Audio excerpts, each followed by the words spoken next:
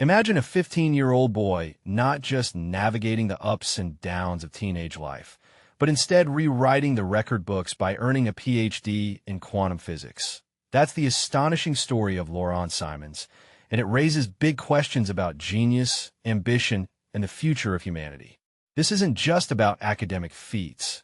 It's about a young mind tackling mysteries that could unlock eternal life. But here's where it gets controversial. Is pushing a child towards such intense goals ethical, or are we witnessing the dawn of superhuman potential? Stick around as we dive into the details of this prodigy's journey, and you might find yourself questioning what's possible in science and society. Laurent Simons, a remarkable Belgian-born talent, now residing in the Netherlands, recently achieved something extraordinary. He defended his doctoral thesis at the University of Antwerp, earning a PhD in quantum physics at the tender age of 15. This accomplishment places him among the youngest PhD holders in history, a milestone that has captured global attention.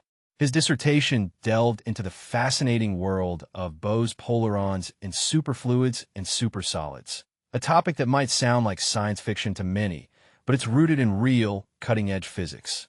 To help beginners grasp this, think of a Bose-Einstein condensate as an ultra-cold gas where tiny particles behave not as individuals, but as one unified quantum entity, kind of like a team of dancers moving in perfect sync.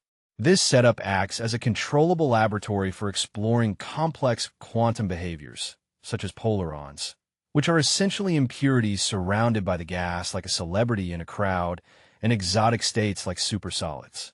Supersolids are particularly mind-bending because they blend the properties of a superfluid, a fluid that flows without any resistance, like zero-friction oil, with the orderly structure of a crystal. For example, imagine a substance that can flow freely yet maintain a rigid shape.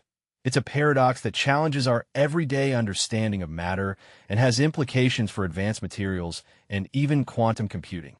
Laurent's path to this pinnacle began early, marking him as a prodigy from childhood. According to reports from Reuters, he zipped through high school in about a year, completing it by age 8 in 2018.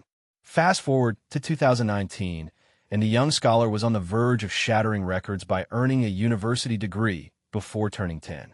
He enrolled in electrical engineering at the Eindhoven University of Technology, but scheduling issues with graduation forced him to step back. Undeterred, Laurent pivoted to a bachelor's program in physics at the University of Antwerp, where he graduated with top honors in just 18 months, far quicker than the typical 3-year timeline. By age 12, while most kids his age were just starting secondary school, he had already wrapped up a master's degree in quantum physics.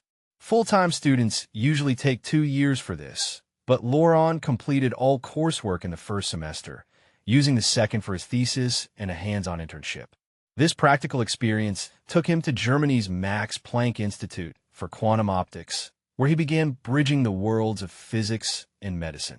His master's research explored the intriguing parallels between boson states and black holes, focusing on Bose-Einstein condensates cooled to extreme temperatures so low that particles slow down enough to reveal quantum weirdness, much like how freezing water turns it into ice. But here, it unlocks behaviors that could explain cosmic phenomena. After conquering his master's, Laurent didn't stop. He felt he hadn't pushed his limits yet. He embarked on his PhD journey, and upon completing it, he shared his next ambitious target with TV channel VTM. After this, I'll start working towards my goal, creating superhumans. As reported by Newsweek and the Brussels Times, this aspiration isn't new. Since age 11, he's been fascinated by human immortality, calling it his ultimate objective. To put this in perspective, immortality research often involves fields like regenerative medicine, nanotechnology, and AI-driven therapies to combat aging, disease, and death. Laurent boasts an impressive IQ of 145, qualifying as highly gifted on both the Wechsler and Stanford-Binet intelligence scales, which measure cognitive abilities across various domains. Fresh from defending his PhD, Laurent headed back to Munich with his father and immediately enrolled in another doctoral program, this time in medical science, with a focus on artificial intelligence. This move signals his intent to merge quantum insights with medical breakthroughs, potentially using AI to simulate biological processes or design therapies that defy aging. And this is the part most people miss. While his achievements inspire awe, they also spark debates about whether prodigies like him are being rushed through life or if society should nurture such talents more aggressively. Is immortality a noble pursuit, or does it risk creating inequalities where only the elite access eternal life? What ethical boundaries should guide experiments in enhancing human capabilities?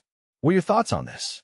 Do you see Laurent Simons as a hero of innovation or a cautionary tale of overambition?